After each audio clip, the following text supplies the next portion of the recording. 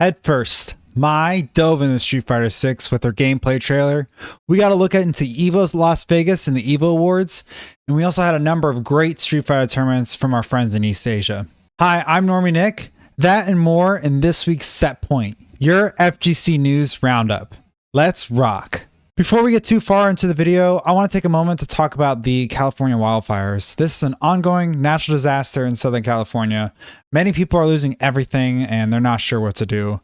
I've donated $25 to the California Fire Foundation to help with relief efforts, and I want to encourage those of you watching to go donate and support them. I posted a website to a local news station where they have a bunch of charities and foundations relief funds that you can donate some money and help those people out.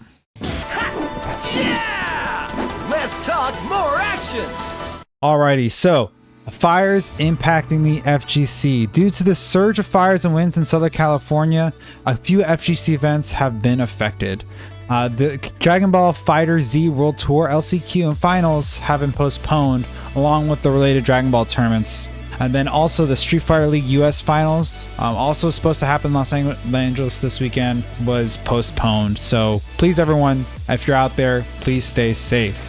All right, and then the Evo Announcement Show. So last night was the Evo Announcement Show, officially revealing the main stage lineup for Evo Las Vegas and some other cool details. This has been a yearly promotion since 2023, and it's pretty well put together, featuring a lot of producers from main stage games, as well as some commentators. So the lineup, this was also leaked this week, but for the official Evo lineup, we have Street Fighter 6, Grand Blue Fantasy vs. Rising, Tekken 8, Under Night and Birth, Fatal Fury, City of the Wolves, Mortal Kombat 1 is back, Guilty Gear Strive, and then Marvel vs. Capcom 2. And they're officially calling it the throwback game. Alright, and during the show, Evo introduced what will be the extended lineup of games. Instead of these being side tournaments run by the community alongside Evo, these games are now going to be organized, streamed, and promoted by Evo themselves. So if you get top 8 in one of these games, you'll be given an Evo medal, just like the main stage games. There were 5 games announced at the show, and then 3 more are going to be revealed during the awards show on February 5th. So these extended games, Rivals of Aether 2, Virtua Fighter, King of Fighters, Lazabu, and Killer Instinct. With all these games, the full top 8 will be streamed, so for the extended games and the main games. If you are attending the Evo event in Las Vegas, the main stage for finals is going to be a separate ticket that will reserve your seat.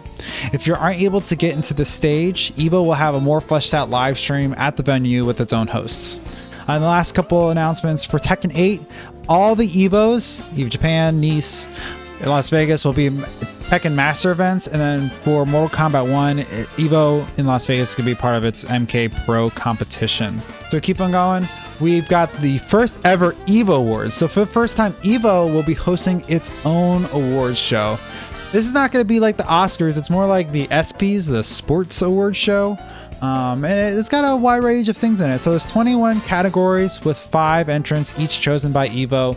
The categories range from Player of the Year, Commentator of the Year, to some more other categories like Best Button and Best Meme.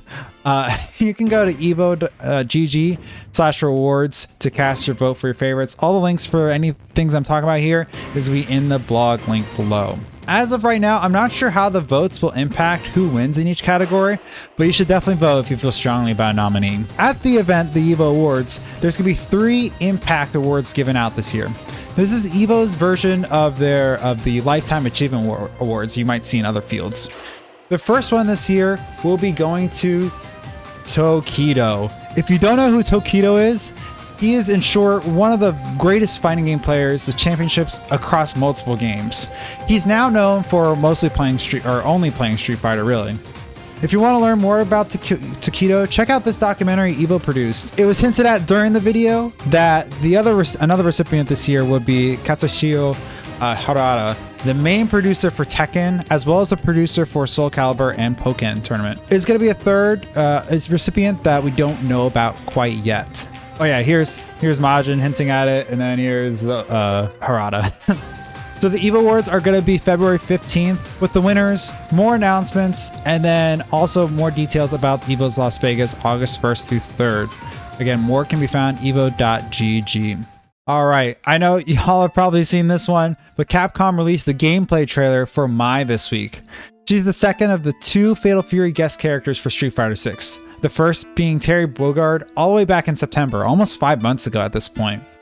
Along with the trailer, there was a Steam post that Capcom came out with detailing more things about Mai's gameplay. So between that and the trailer, I have a couple notes here of what I found notable. This isn't in any order, but this is kind of like the Cliff Notes version of this. Again, this is all going to be in the blog. So she's going to have a cancelable crouching medium kick that you can drive rush out of. She's going to have an overhead, a DP reversal. She's got this head first dive kick thing, Musabi no Mai, that actually, when it hits you, can juggle if a fan is behind you, which is going to be pretty sick. The OD version of that dive kick, head dive, is going to be cancelable into level 2. That's the level 2 there. It's actually going to be fireball invincible as well, so that's going to be really sick. Ryunobu, her fire move, kind of like a Tatsu, is safe on block. The heavy OD version can combo. She's got a charge fan mechanic where her fans will bounce. And then her level 1, Kaguro no Mai, gives her 5 flame stocks that buff all of her special moves and level 1 and level 2. Looks like mostly juggles and plus frames, but that's the stuff you're going to be seeing in some desk combos there.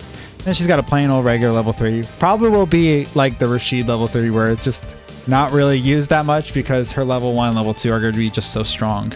Mai comes out February 5th, and because of the timing, you're probably going to see this character in at least one set at Capcom Cup in March. Alrighty, our second to last Capcom Cup seat has been filled for Asia East.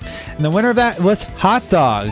So Hot Dog won the regional finals for World Warrior Asia East, winning a stacked top 8, including Chris Wong, last year's Capcom Cup runner-up. Hot Dog is a long-time fighting game player from Hong Kong, and you might recognize him from Street Fighter League US, where he played with Team Shopify Knuckle Deuce team. Hot Dog made a killer Capcom Cup run in 2019, winning the CPT North America Open and got 13th in Capcom Cup that year. He's known for his bison in both Street Fighter 5 and 6. So I'm going to go through these next couple events quickly. There's a bunch of tournaments, so much to watch. I couldn't catch it all, but if you are dying to watch more high-level Street Fighter, you can check out some of these events. GTW happened this weekend, and it was the finals for it. So this was a weekly tournament series that was exclusive to China. This tournament was single elimination, first to 5. Zhao Hai won, but also featured Zen and a bunch of other Chinese players. Then we also had the FAV Cup special match. If you're familiar with Street Fighter League Japan, FAV is one of the teams there. They're an esports group. And this was just an invitational 5v5 tournament with a bunch of Japanese players. So Daigo, Momochi, Mago, and a bunch more were all there. See, this is a Shudo playing here too. All right, and we also had the largest open team bracket in Japan this weekend with the Topanga Charity Cup. It was a 5v5 team tournament where each player plays in a first to one set, and the winner stays on until the opposing team members have all been eliminated. Apart from that, it's a double elimination tournament. It had over 853 teams and over 4,000 participants. Team DBFC won the whole thing and included Goichi, Kazunoko, Lashar, Fenrich, and Moke. Alrighty, we also have Sajam Slam 4. So Sajam Slam returns this week in Street Fighter 6. This is a huge collaborative event between fighting game players and a bunch of gaming content creators to kind of bridge that gap between the two, get more people involved with the FGC, see what Street Fighter with fighting games is like, and it's not all that bad. So El Chacate is going to be a new coach this time around. He won Combo Breaker with his Lily. And the featured players for the event are going to be half returning and about half new. This event's always so much fun to watch. It brings in many new faces to the FGC. And the coaching's actually really great advice for anyone who wants to get better at Street Fighter. Lastly, those of you in Indian, there was the Versus Festival Haba Edition. This was a huge India fighting game community event for Street Fighter 6. And they actually had Tokido come over and be able to play with them along with the player Takeda. Mike Ross was in attendance. He's a fan of them. He did some content with them. So it looked like a really fun time. And you can check that out. Links again in the blog. All right, moving on over to Tekken. So we've got the European Tekken Cup going on. It is a tour dedicated just to the European region and Tekken. We had the first tournament of the new year with the Invictus tournament in Italy. Joka from the UK won the bracket with his Fang and Heihachi, and he's been on a hot streak during the ETC, consistently getting top 8s at each bracket he's entered. We also had a standout performance from Kirakira, a June player from Switzerland. You can see him right here. He got really far. He actually beat Joka, sent him a losers in top 16, and then also beat Italian star Daniel Mato in top 8. Pico went on to grand finals on the winner's side, but Joka's Fang took him out 3-1 in both sets. Here's the current standings all put together in one spot. So the top 2 players in each region with points is going to go on to the ETC finals in just a couple weeks now.